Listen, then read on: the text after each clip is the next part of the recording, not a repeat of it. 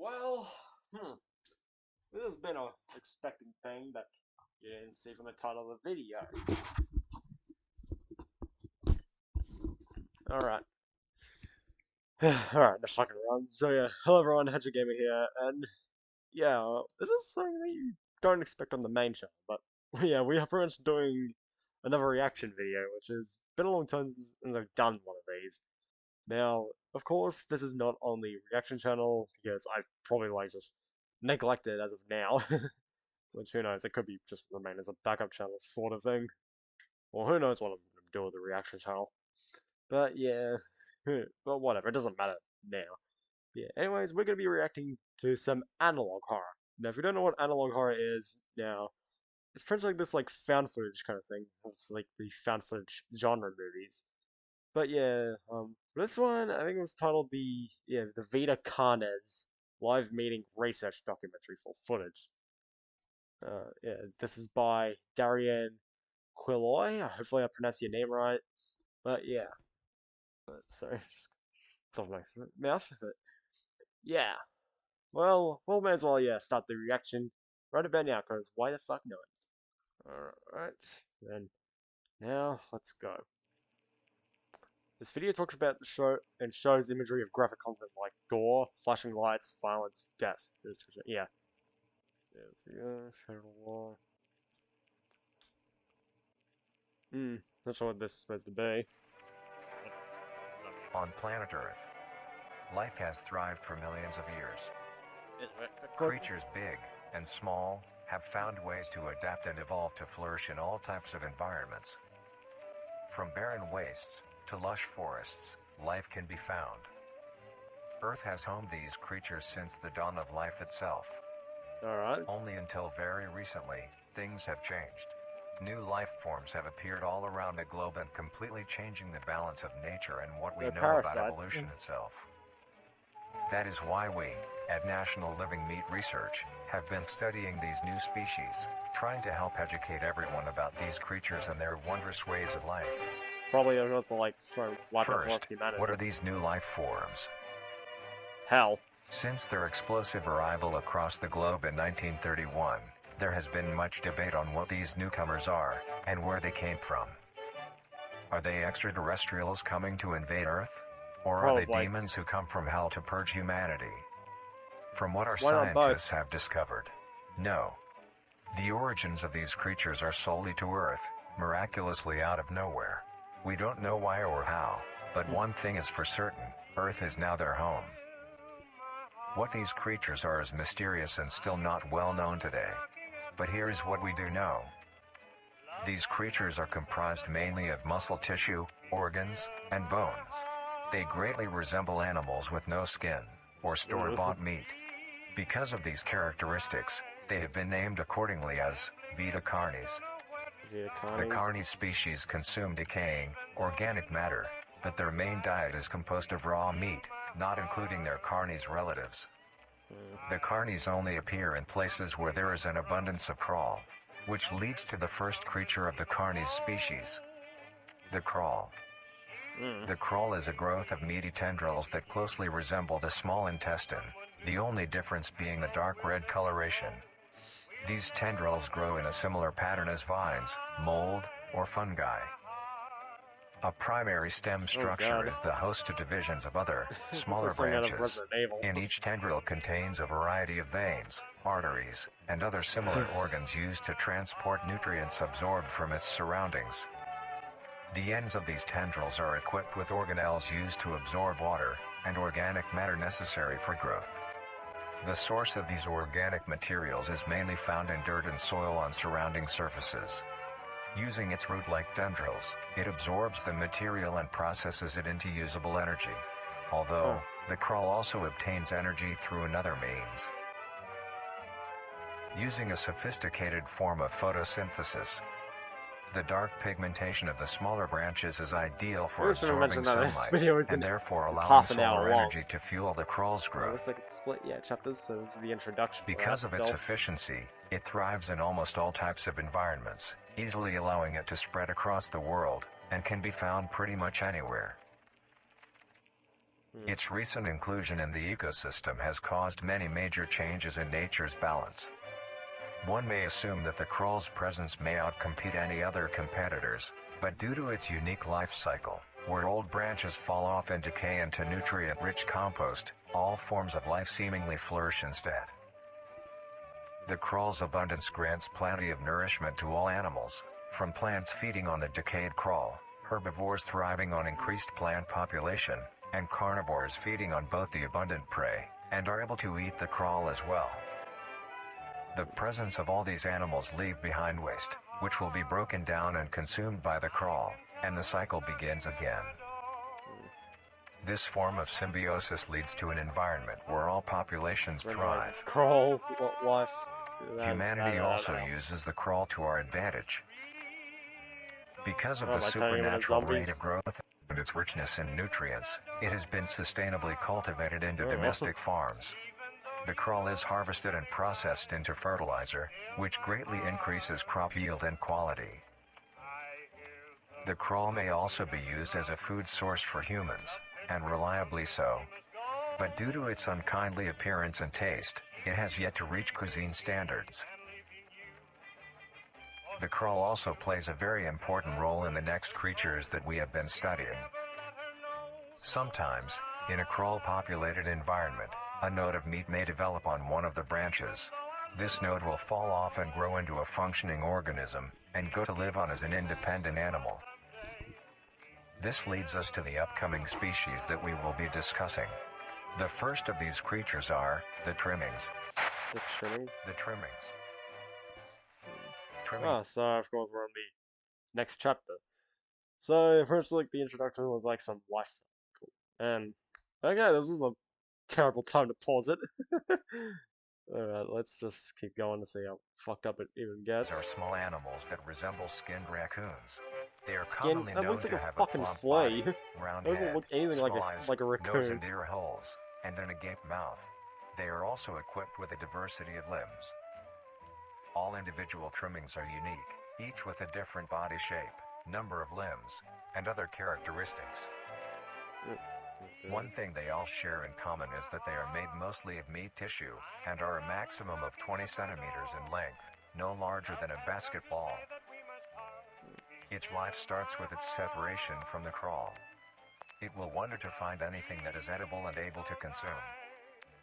Although it is an omnivore, being able to hunt meat and forage for plant matter, trimmings are almost entirely scavengers. Their diet consists of rotting plants and meat, including, but not limited to, fruits, vegetables, roots, seeds, insects, and deceased animals. Although its appearance is unsightly, it is a cowardly creature, God, only it looks like fleeing, that fetus monster screeching, from Resident and Evil hiding when Village. threatened. Because of its lack of defensive traits, it lies near the bottom of the food chain, making it easily overpowered and picked off very regularly by predators. Naturally, its population would eventually die out, but this is not the case. The crawl constantly produces I don't a like where large this is quantity going. of trimming nodes, keeping up their numbers. Naturally, trimmings can be found wherever there is abundant crawl. As if you thought Australia Trimmings wasn't grow worse at a with their decent bugs. pace, reaching maturity at around Well, 7 months, that and having of a course maximum lifespan of 2 to snakes, 4 spiders. years. Well, I don't know, I said but. Although they are Whatever. plentiful, humanity has no proper way to implement trimmings into society. Their overabundance has even considered them pests, due to them digging through trash bins and making excessive noise at night. Besides all of this, some people still keep trimmings as pets, and relatively domesticate them. God, if someone has that as a pet, Nuisance I'm or not, fucking leaving. trimmings are a wondrous creature, from their plentiful numbers, to their skittish nature. Literal They are hell truly spawn. a thing to behold. Again, really is of course the next fetus species monster on from our list Resident is Evil Village. the meat snake. The meat snake? The meat snake. It looks like a The leviathan. meat snake is a worm-like creature, made of a variety of types of meat, coated Imagine in a this is transparent, in a Resident Evil skin-like game. That would membrane. really be extremely Its horrifying. size varies during its lifespan, Yeah, depending but on how Capcom is much just it gonna get consumes. ideas off of this now. When it first separates from the crawl, it is only a few centimeters in length. Eventually, it will reach an average length of 5 meters. Although, 16, under I think. extreme conditions, like natural disasters, war, or plague, it can greatly surpass this length. The meat snake's diet consists entirely of dead animals or parts. A meat snake is incapable of consuming a healthy, living organism. The meat snake allocates its food by using a tongue-like organ covered in sensors to touch and feel its environment. The sensors catch particles of decaying meat, I notifying hope the that's meat like snake I that hope there it's is tongue food and not nearby. something else. This process shares Yeah. Good God. As if you thought snakes weren't terrifying enough. Be prepared for the meat snake. many similarities to regular snakes, hence the meat snake's name. Once it locates the corpse, the meat snake will open its jaw and swallow the entire body As whole. again, just unhinges its Once the jaw. entire body is consumed, the meat snake's stomach will release a variety of chemicals. Some will break down soft tissue like skin and the connection points between muscles. Others chemicals will then ferment and preserve the tissue to keep it from breaking down for as long as Yeah. possible. After that, the remaining flesh and bones will move along the meat snake's tract and slowly be implemented into its own structure, extending the meat snake. Unsatisfactory parts like skulls, pelvises, hair, and fingernails will be excreted. Speaking of Someone doesn't like skulls, shit the about. meat snake will take the skull from the consumed organism and use it as its own. Each meat snake has its own skull, each corresponding to what that one I has don't like the one consumed. on the right. During its lifespan, it will swap or Like, replace ugh. these skulls if needed. A meat snake's lifespan depends entirely on how much a meat snake consumes. The longest one has lived for was 28 years. The meat snake has no predators and is immune to disease due to its preserving chemicals. So pretty much The only even significant ways a immune to meat snake COVID. can die is through starvation, burning, or complete destruction of the meat snake's membrane coating. Interestingly, the meat snake is the only member of the Carnis family that is able to reproduce. When a Good meat God. snake reaches an excessive size, and is in the conditions to do so, it will commence mitosis, splitting itself in two. Then the now two meat snakes will go on their separate ways and live on as two distinct organisms. Jesus. Meat snakes can only be found in moderate temperature climates, not too hot, not too cold. Their population depends entirely on the amount of corpses available. Where God. there is death, This is really some there are Trevor meat Henderson snakes. stuff. God. Humanity will use them to our advantage. Meat snakes are a very Like, what's efficient next? and clean way of Analog horror of disposing of Trevor any meat Henderson stuff like products. Siren The Head preserving fluid within and the the meat cartoon snake's cat. body disinfects the carrion, preventing the spread of disease. Humans use meat snakes in butcher shops as a waste bin, dispose roadkill, within war on the battlefield to dispose of festering bodies and parts, and within zoos to dispose of deceased animals. They are extremely tame, not caring if any creature is around them, only acting defensively when it is within consuming a meal. This means they are very easy to tame. Overall, meat snakes are a marvelous creature with a very interesting way of Marvelous sustaining state. itself. Oh my It is God. an amazing experience to encounter one, as long as you don't mind the smell. Our next creature is the mimic. The mimic. Oh no. Well, things are The gonna get. mimic. The Sorry, mimic is a sorry, is bipedal that creature with uncanny SCP-096? similarities to humanoid anatomy. They greatly resemble humans without skin, with added exaggerated features. These features include extended finger length, longer limbs, bulging, empty eyes, and their most prominent feature, a wide, teeth-filled smile. Although it resembles a happy face, this is due to coincidence, and is only how their facial structure is shaped. It's still While the SCP-096. mimic contains much more teeth than humans, and their teeth is comprised almost entirely of incisors, with some canine and premolars in the back. This tooth composition is ideal for biting down onto meat and swallowing chunks whole. A mature mimic's diet is comprised entirely of human flesh.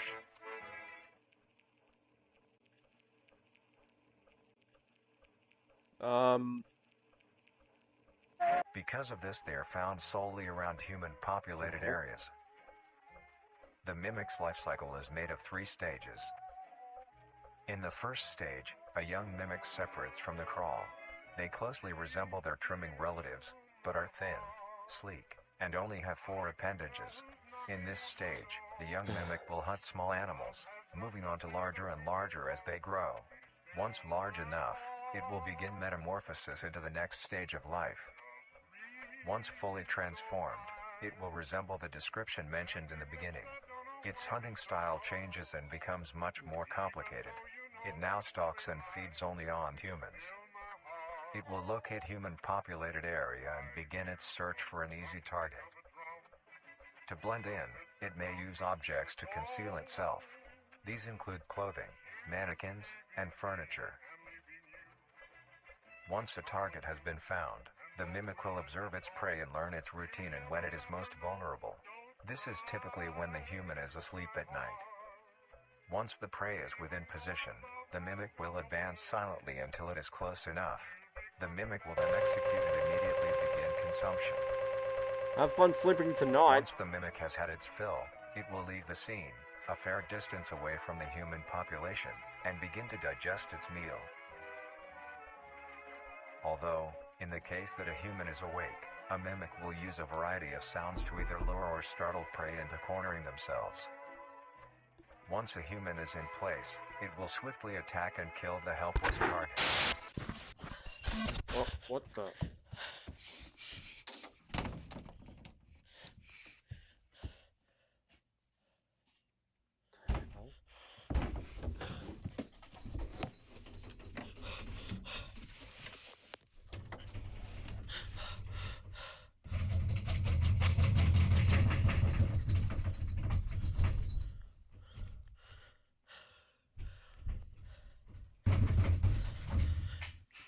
Okay, this is really getting more freakier.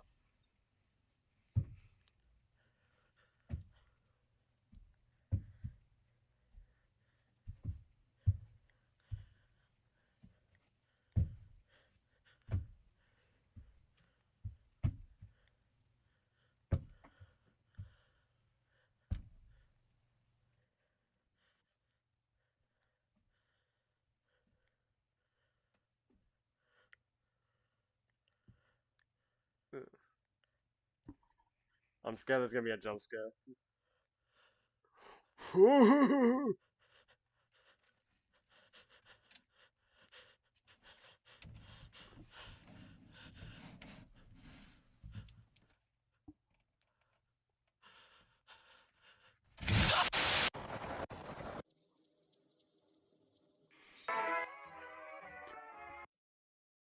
Oh my god.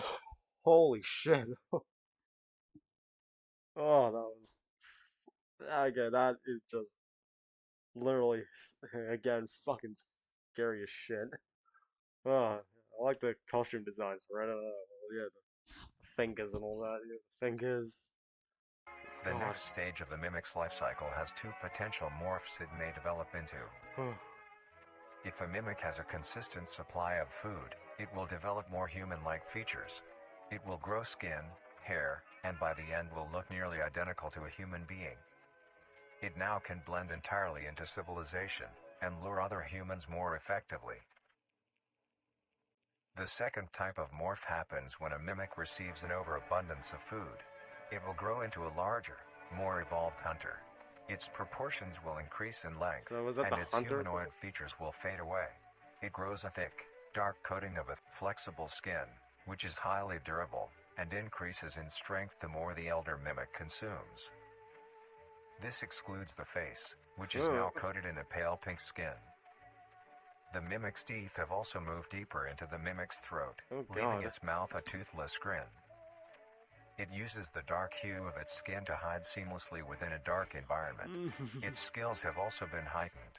This makes an elder mimic one of the most efficient predators on the planet. Because of the obvious threat this poses on humanity, nations around the world have released instructions on how to be able to fend for yourself in a mimic encounter. Here are the instructions. 1. Avoid going out alone if your location is known to have mimics, or there have been mimic sightings. 2. If you encounter a stationary mimic, seemingly unfazed by your presence, quietly leave the location and alert your local authorities. 3. If pursued by a mimic, get yourself into a position where you are able to flee. Mimics will rarely attack if a person has a clear escape route. 4.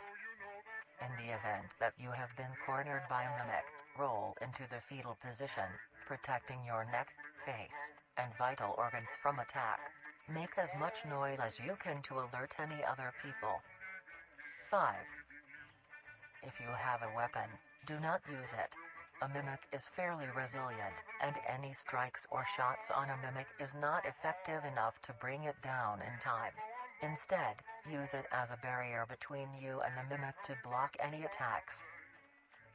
6. In a situation where a mimic is hunting in the immediate area, and is not aware of your position, hide somewhere low, like under a bed or behind other furniture. A mimic will not linger too long to search for prey, and will move on.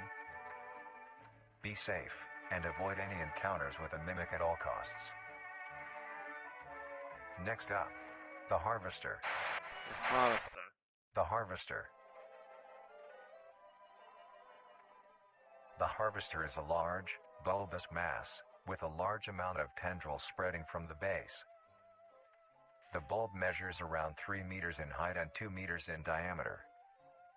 The tendrils, on the other hand, can extend up to 150 meters in diameter horizontally. The Harvester is a specialized form of crawl that grows in a unique and deadly way. A harvester is created when a node, that will grow into a harvester, instead of separating, continues to grow. Eventually, it will grow tendrils of its own. It uses the energy provided by its mother branch and expands its reach further. Its tendrils, hidden just below the surface of the ground. The harvester is equipped with 2 types of specialized tendrils. The first type is bulky and flat. They lie the closest to the surface. So These it's like a bear branches are trap lined symbol. on each length of the tendril with spines, extending in the shape of a bear trap. Yep. On each side of the branch, those particular spines have a vein that feed into them, that pump 2 types of venom. On one side, the spines can inject a neurotoxin, which will attack the nervous system of whomever it is injected into, causing sudden paralysis. The other side can inject an anticoagulant, which when injected, prevents blood cells from clotting. Whenever a large animal moves across the area armed with these tendrils, the branches will clamp onto the animal and thrash violently. Once the prey has been injected with both venoms, the tendrils will rest and the prey will immediately collapse. The animal will be unable to move due to the paralysis, and the wounds caused by the thrashing spines will not stop bleeding. All the prey can do is lie patiently, until succumbing to blood loss. Once the prey has bled out, the second type of tendrils come in. They lie below the spine equipped once. These branches are thick, but very sturdy. They share similar anatomy to the small branches of the crawl, equipped with organelle that absorbs nutrients. These tendrils sense the blood, and move their way to the surface and begin to absorb the vital fluid. Once the blood has been consumed, the tendrils will wrap around the body and begin to shuffle downwards. This movement loosens the soil and slowly pull the body underground. Once secure, the tendrils will continue to feed until there is nothing but scraps. The nourishment absorbed by the tendrils will be sucked back into the main bulb of the harvester. This bulb houses all the vital organs and the venom glands that pump into the spines. The nutrients are then converted into usable energy. The remains underground decompose, providing a rich soil, causing very prominent plant growth, which then attracts more animals. So there's A some more strange prey. behavior the harvester displays is its choice of diet. The spines will only activate on larger animals, allowing smaller ones to pass by unaffected. The spines will also not activate on some species of bird. There are a couple theories as to why this happens. 1, it could be that attacking smaller animals would cost too much energy for what they get in return, making it not worth the time.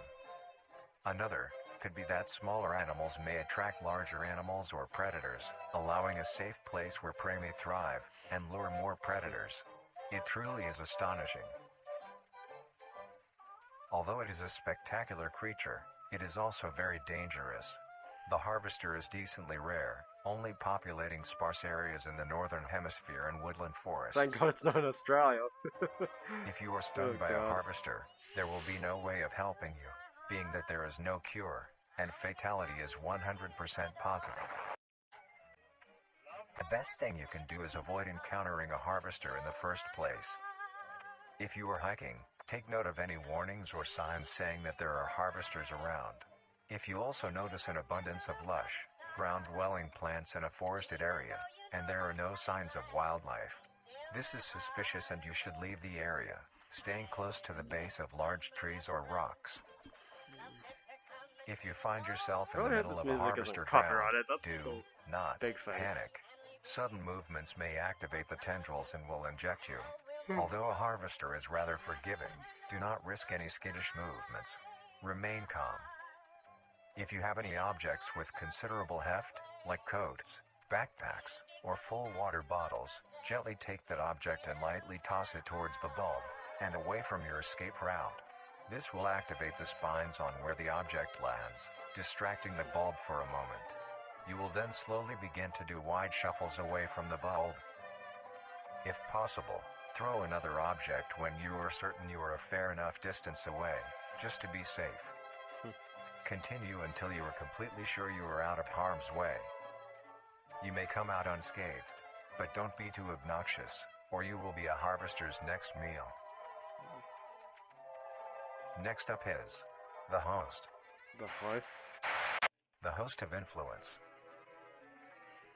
This is The not host gonna of be great. influence, more commonly referred to as the host, has its name derived from a host who invites guests to an event.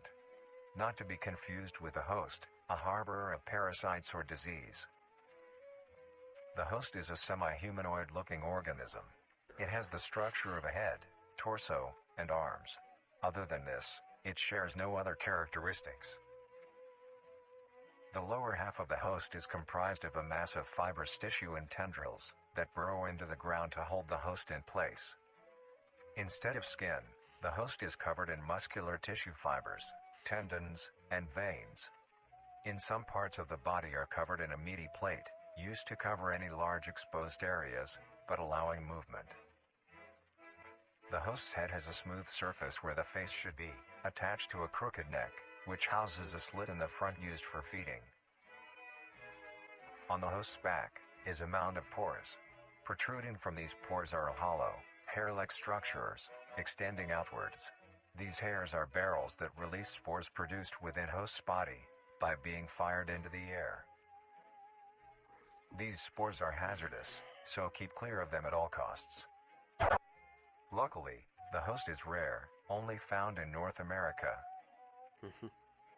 Obtaining info about the host is a very risky and daunting task. This is because of their rarity and of how dangerous it is to be up close to one. The spores released by a host is very dangerous when inhaled. A host will release a cloud of spores into the air, which will be picked up by wind and carried great distances. If an organism inhales the spores, the particles will find their way into the organism's brain and infect them. An infected organism will show no symptoms of infection right away, but a couple hours after infection the infected organism's behavior and thought process will change. The first symptoms that appear are restlessness, sluggish movement, numbness of joints, and lack of coordination. Then more serious symptoms appear over time. These include dizziness, migraines, impaired speech, and trembles. If you, or someone you know show these symptoms, contact poison control or emergency services. After a total of 6 to 7 hours after infection, the organism will cease all activities they were previously doing and begin to walk. The direction the infected will walk is towards the host whose spores have been inhaled by the infected individual. If the infected makes their way to the host, they will kneel down in front of it, expose their vital organs, and the host will promptly gut and remove those organs. The host will consume them and discard the leftover scraps. However, if an infected organism doesn't reach the host within a 36-hour span or is treated for their infection, the effects will wear off and return back to normal. If a host is unable to find prey or doesn't like its current location, it will unroot itself and move to a new location. Their scarce numbers and the hazard of being around one makes getting info about the host very daunting. So I'm guessing these All hosts you were need to lucky. currently know is that the host is extremely dangerous and should be avoided at all costs. Well, not the host, but yeah, the people, because they took the photo of the Next, host. the monoliths. The monoliths? The monoliths. Jesus. The monolith is a very new creature, only showing up in June of 1972, in the area of Ah. There are only 7 monoliths, all of them located in a circular position, So, again, 1.5 all of these are kilometers like in SCP diameter. stuff. This ring of monoliths surrounds.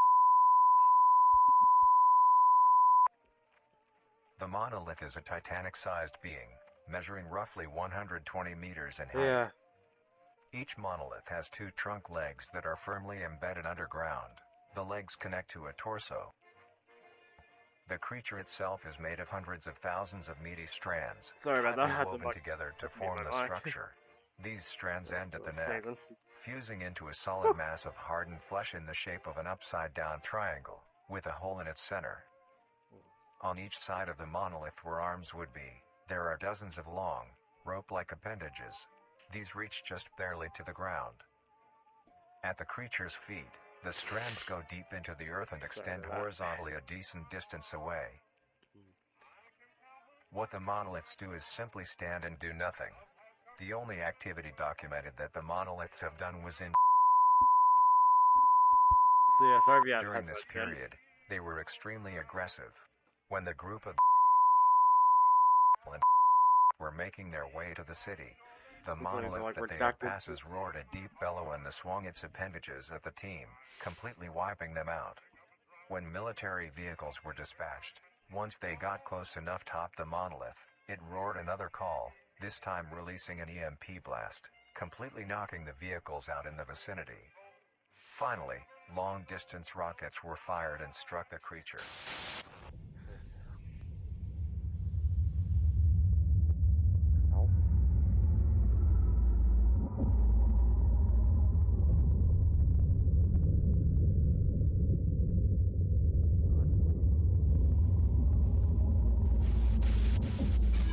Although damaged, it regenerated at great speed and resumed its stance unscathed.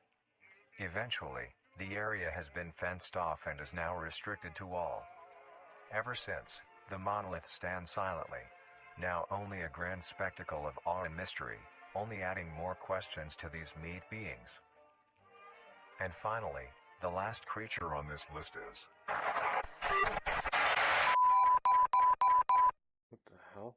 The singularity is an orb comprised of a dark-colored mineral with hints of luminous colors within its core. The singularity is estimated to be 1 meter in diameter. The orb has several unique qualities that are not well understood. The singularity typically can be found suspended in air by an unseen force. There are also a variety of reading that have been documented coming from the orb itself. Various things like magnetic fields, energy signatures, and other pattern-like signals released by the singularity. The population of these creatures is unknown. Almost all info about the singularity is hidden or confiscated by officials. We were only able to receive one classified document about the singularity being held by...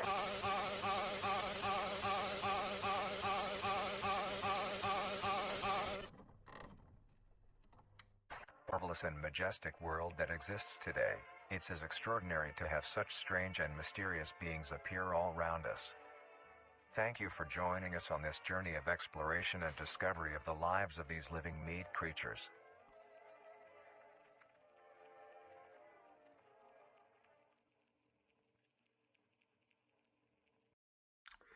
Oh, wow. That was insane. Holy shit. Well, even being jump scared twice. Well, not twice, but yeah, once. I think, yeah, I was like startled. But yeah. yeah, there's like some others, which, yeah, I'm not sure if I will react to the other ones, but yeah, I might react to them to another time, like not now at the moment, but yeah, that could be for a future episode, or video, I should say, not episode. But yeah, I'm probably gonna end it here. So anyway, guys, thank you all so much for watching. If you liked the video, and yeah, oh yeah, I should also mention that I will link, of course, the creator's channel in the description and the original video. But as always, yeah, don't forget to like, share, and subscribe to the channel for more. And I'll talk to you all in another video. Peace out.